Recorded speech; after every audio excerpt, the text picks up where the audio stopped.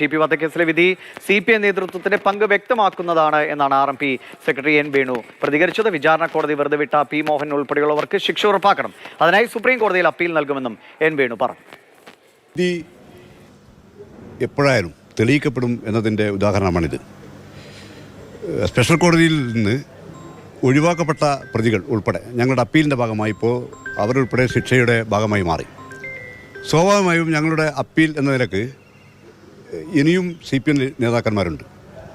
അതിൽ കോഴിക്കോട് ജില്ലാ secretary P. മോഹനുണ്ട്. അതുപോലെ തുടർന്ന് സ്റ്റേറ്റ് ലീഡർഷിപ്പ് ഉൾപ്പെടെയുള്ള ആളുകൾക്ക് ഇതിൽ പങ്കുണ്ട് എന്ന ഞങ്ങളുടെ അപ്പീൽ കോടതി ഇപ്പോൾ സ്വീകരിച്ചിട്ടില്ല. സ്വാഭാവികമായിട്ടും അതിനെതിരായി ഞങ്ങൾ സുപ്രീം കോടതിയിൽ പോകും. മാത്രമല്ല സംസ്ഥാന നേതൃത്വത്തിന് ഈ കേസിൽ പങ്കുണ്ട് എന്നതിനെ സംബന്ധിച്ച് അന്വേഷണം ആവശ്യപ്പെട്ടുകൊണ്ട് CBIയുടെ അന്വേഷണം ആവശ്യപ്പെട്ടുള്ള ഒരു പെറ്റീഷനും ഹൈക്കോടതി നിലനിൽക്കുകയാണ്. ഒരു കാര്യം ഉറപ്പിച്ചു, CPIMൻ്റെ രാഷ്ട്രീയ തീരുമാനമാണ് ചന്ദ്രശേഖരൻ കൊലപാതകത്തിന് പിന്നിൽ എന്നത് തെളിയിക്കപ്പെട്ടു കഴിഞ്ഞു. കണ്ണൂരിലെയും ഒരു ക്രിമിനൽ രാഷ്ട്രീയത്തിൻ്റെ അടിത്തറ തകരാൻ കഴിയുന്ന രൂപത്തിലേക്കുള്ള വിധിയാണ് ഇപ്പോൾ വന്നിരിക്കുന്നത്. ഇതിൽ നിന്ന് CPM പാഠം പഠിക്കണം.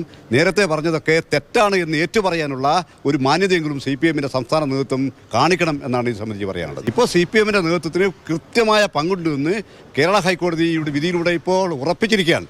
ഈ കാര്യങ്ങളെങ്കിലും മനസ്സിലാക്കാനുള്ള ആർജവും വിവേകവും CPM നേതൃത്വത്തിന് ഇനിയെങ്കിലും ഉണ്ടാകണം എന്ന് ഞാൻ അവരോട് അഭ്യർത്ഥിക്കുകയാണ്.